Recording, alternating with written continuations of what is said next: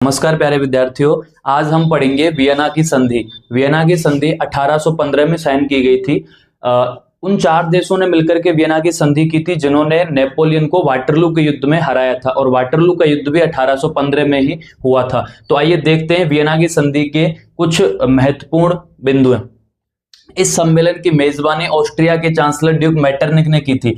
ये जो सम्मेलन है उसकी मेजबानी यानी कि इसको किसके द्वारा होस्ट किया गया था? ऑस्ट्रिया का चांसलर था ड्यूक मेटरनिक, उसने इसकी मेजबानी की थी। ठीक है ना। वियना में ही ये संधि साइन की गई थी। इसको कभी कभी कांग्रेस वियना के नाम से भी पुकारा जाता है। वियना जो है वो ऑस्ट्रिया की राजधानी, वहां की कैपिटल है। अगला पॉइंट है, नेपोलियन द्वारा किए गए सारे बदलावों को खत्म किया गया था। इस वियना की संधि का अगला पॉइंट क्या है कि जितने भी बदलाव नेपोलियन ने अपने समय में जो किए थे, जब वो शासक था, दूसरे देशों में अपने देशों में जो बदलाव किए थे, उन सभी बदलावों को खत्म कर दिया गया था। अगला पॉइंट है, बूर्बो राजवंश को सत्ता में बहाल किया गया। जो बूर्बो राजवंश जो कि फ्रांसीसी क्रांति के समय तक फ्रांस में था, जो राज कर रहा था, उसका शासक था लुई 16, तो वो मारा गया था। उसके बाद मतलब उसको फांसी पर चढ़ा दिया गया था। तो इन लोगों ने, जितने भी ये जो रूढ़िवादी या फिर राजतंत्र लोग यहाँ पर जो मिले हैं, इन सब ने बूर्बो राजवंश को दोबारा से बहाल कर दिया सत्ता में। फ्रांस की सीमाओं पर कई राज्य स्थापित किए गए ताकि भविष्य में फ्रांस विस्तार न कर सके।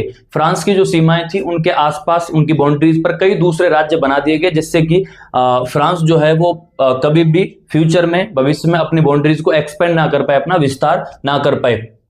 आगे है, उत्तर में नीदरलैंड राज्य स्थापित किया गया जिसमें बेल्जियम शामिल था। जो फ्रांस था उसके एकदम उत्तर में, यानी कि उसके ऊपर में एक राज्य स्थापित किया गया जिसका नाम है नीदरलैंड, और नीदरलैंड में थोड़ा सा बेल्जियम भी शामिल था। दक्षिण में पीडमोंट में जेनोवा को जोड़ दिया गया। दक्षिण में पीडमोंट है ना, पीडमोंट में ही जेनोवा है जगह, उसको जोड़ दिया गया। ऑस्ट्रिया को उत्तरी इटली का नियंत्रण सौंपा गया। जो ऑस्ट्रिया है उसको उत्तरी इटली का, यानी कि इटली का एकदम ऊपर वाला भाग, वो उसके नियंत्रण को सौंप दिया गया। नेपोलियन द्वारा बनाया गया 39 राज्यों का महासंघ बरकरार रखा गया। नेपोलियन जब शासक था तो उसने एक बार 39 राज्यों का महासंघ बनाया था, उसको बरकरार रखा गया, यानी कि उसमें कुछ भी चेंज नहीं किए गए। पूर्व में रूस को पोलैंड का कुछ हिस्सा तथा प्रसा को सैक्सनी का कुछ हिस्सा दिया गया।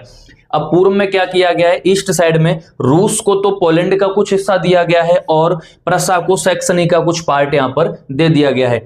इस सम्मेलन का मुख्य उद्देश्य राजतंत्रों की बहाली करना था जिन्हें नेपोलियन ने बर्खास्त कर दिया था। इस सम्मेलन का या इस संधि का ये जो लोग मिले, इनका प्रमुख उद्देश्य यही था कि उन राजतंत्रों को, उन राजतांत्रिक सरकारों को बहाल करना है, उन सरकारों को दोबारा से बनाना है जिनको नेपोलियन ने बर्खास्त कर दिया था, यानी कि हटा दिया था अपने समय में। लास्ट है, साथ ही यूरोप में एक नई रूढ़िवादी व्यवस्था कायम करने का लक्ष्य था। ये नेपोलियन ने जितने भी रूढ़िवादी व्यवस्थाओं को खत्म किया था, उन सारी रूढ़िवादी व्यवस्थाओं को दोबारा से बहाल करना चाहते थे। इनका सबसे प्रमुख लक्ष्य यही था। ठीक है प्यारे विद्यार्थियों, पहले तो मुझे कमेंट करके ये बताएं कि आपको ये समझ में आया कि नहीं आया, और फिर ये भी कमेंट करें कि मैं अगला पार्ट कौन सा बनाऊं। Thank you.